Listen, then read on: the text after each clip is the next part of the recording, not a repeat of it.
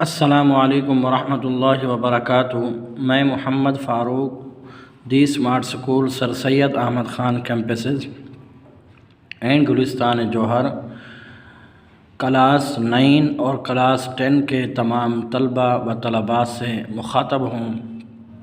پیارے بچوں، ہم اسلامیات کے اسباق میں سورۃ الانفال کے جو چیپٹر ہیں اس میں سورۃ الانفال کی آیات 48 تک کا ہم سبق پڑھ چکے تھے، اور اس کی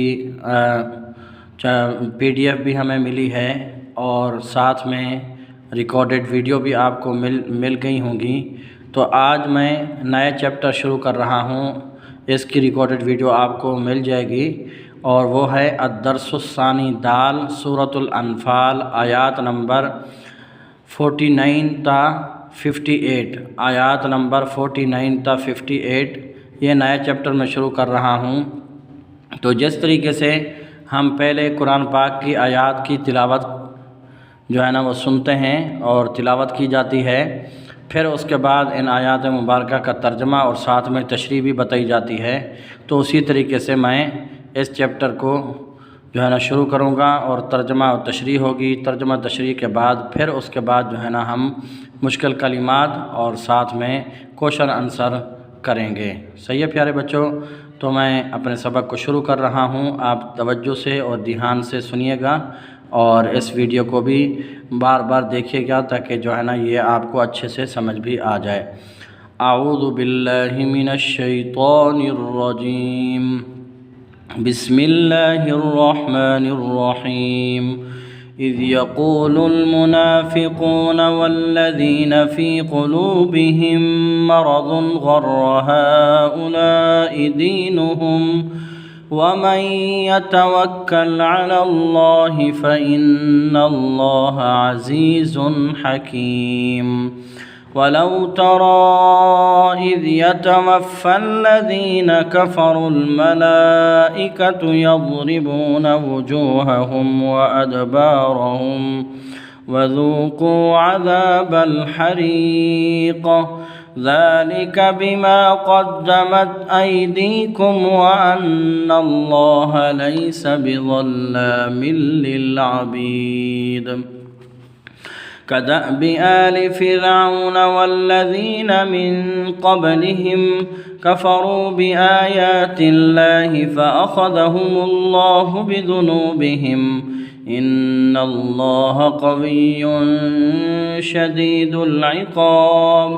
ذلك بأن الله لم يكن مغيرا نعمة أنعمها على قوم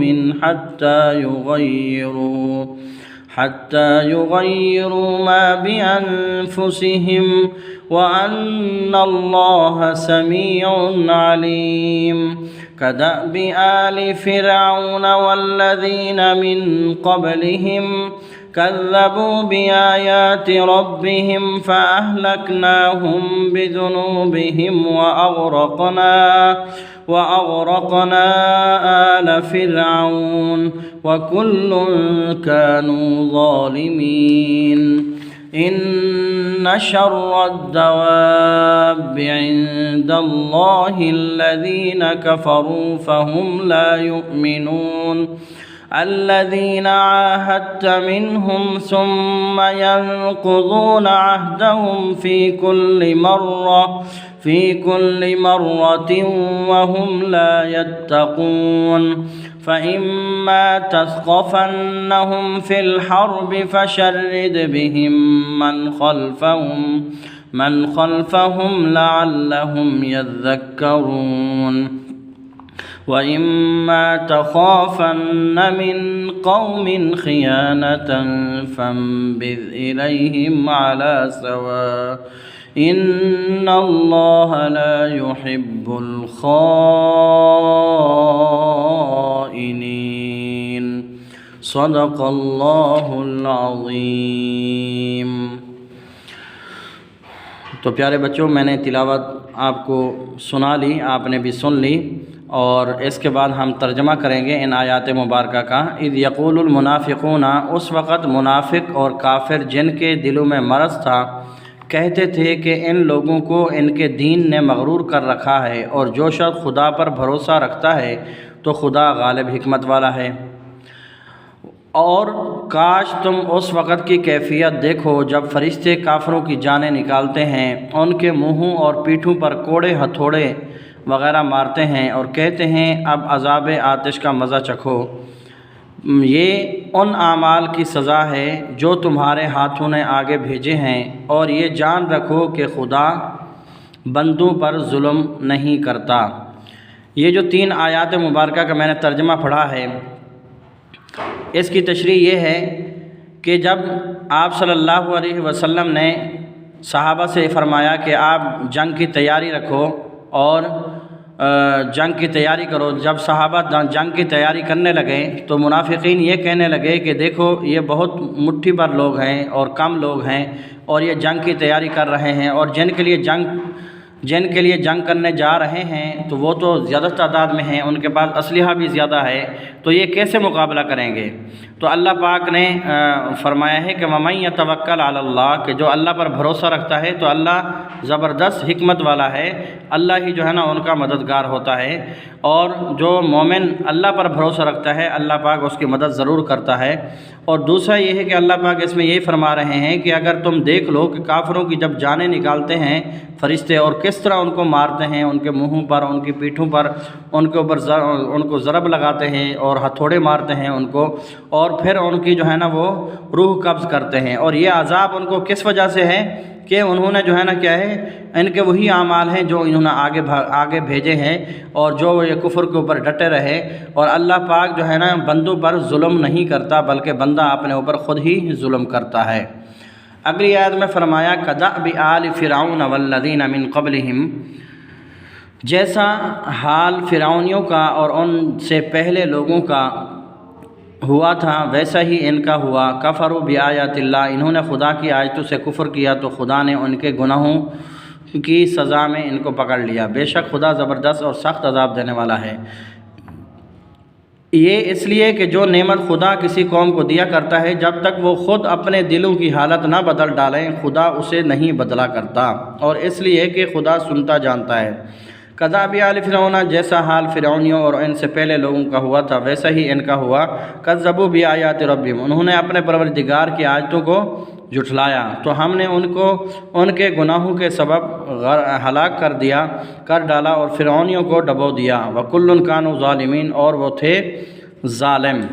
ان شر الدواب، بے شک جانداروں میں سب سے بدتر خدا کے نزدیک وہ لوگ ہیں جو کافر ہیں، سو وہ ایمان نہیں لاتے۔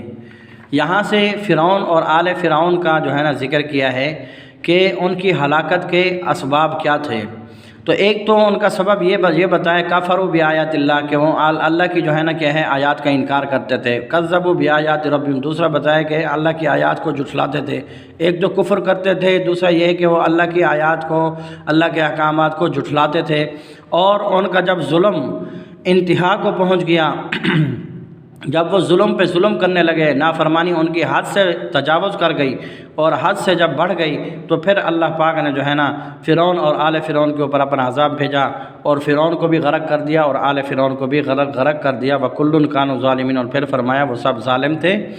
اور آگے فرمایا کہ جانداروں میں سب سے بدتر اللہ کے نزدیک کیا ہیں، وہ کافر ہیں، کیونکہ وہ اللہ پر ایمان نہیں لاتے۔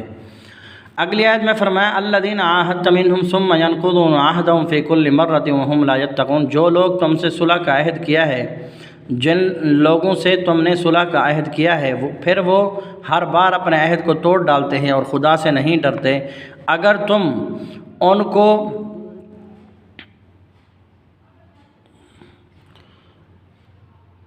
کو لڑائی میں پاؤ تو انہیں ایسی سزا دو جو لوگ ان کے پسے پشت ہیں وہ ان کو دیکھ کر بھاگ جائیں، عجب نہیں کہ ان کو اس سے عبرت ہو۔ اور اگر تم کو کسی قوم سے دغا بازی کا خوف ہو تو ان کا عہد انہی کی طرف پھینک دو اور برابر کا جواب دو، کچھ شک نہیں کہ خدا دغا بازوں کو دوست نہیں رکھتا۔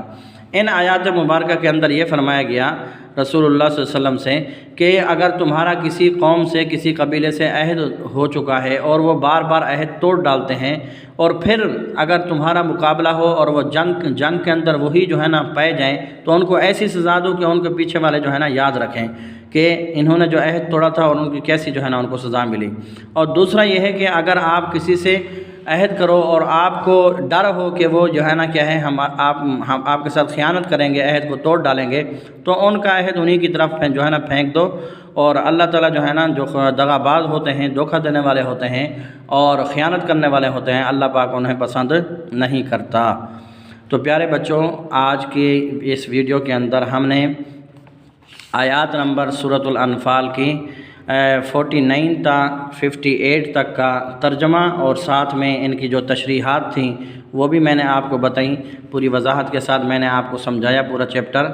तो प्यारे बच्चों, आज मैं अपने सबक को यहीं पर ही इख्तिताम करता हूँ। आप पूरी तवज्जो से इसको बार बार वीडियो को देखिएगा ताकि आपको ये तर्जमा और इसकी तशरीह अच्छे से समझ में आ जाए। और तशरीह के अंदर वो तमाम बातें मैंने बता दी हैं जो आगे चलकर इसके क्वेश्चन आंसर में आ रही हैं। तर्जमा और तशरीह आपको समझ में आ जाएगा तो क्वेश्चन आंसर आपको आसानी से समझ भी आ जाएगा और आपको याद भी आसानी से हो सकता है।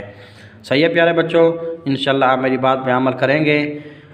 अल्लाह पाक हम सब को जो है ना पढ़ाई का शौक़ अता फ़रमाए। प्यारे बच्चों, जिस तरह मौजूदा हालात चल रहे हैं उन हालात के मुताबिक जिस तरह हम घरों में बैठ के ऑनलाइन क्लासेस भी ले रहे हैं और आपको PDF के ज़रिए से सबक भी मिल रहा है और आपको रिकॉर्डेड वीडियो भी मिल रही हैं, तो इसी तरीके से आप अपने सबक को कंप्लीट भी कीजिए, याद भी कीजिए और सही तरीके से शौक़ के साथ पढ़िए। और अपना भी ख्याल रखिए, अपने वालिदैन की अच्छी खिदमत कीजिए और अदब व एहतराम कीजिए और अपने बहन भाइयों के साथ भी अदब व एहतराम और हुस्न सलूक के साथ रहें। अल्लाह पाक हमको भी इस पर अमल करने की तौफीक अता फ़रमाए। इसी पर मैं अपना इख्तिताम करता हूँ और आप लोगों से इजाज़त चाहता हूँ। अस्सलामु अलैकुम व रहमतुल्लाहि व बरकातहू।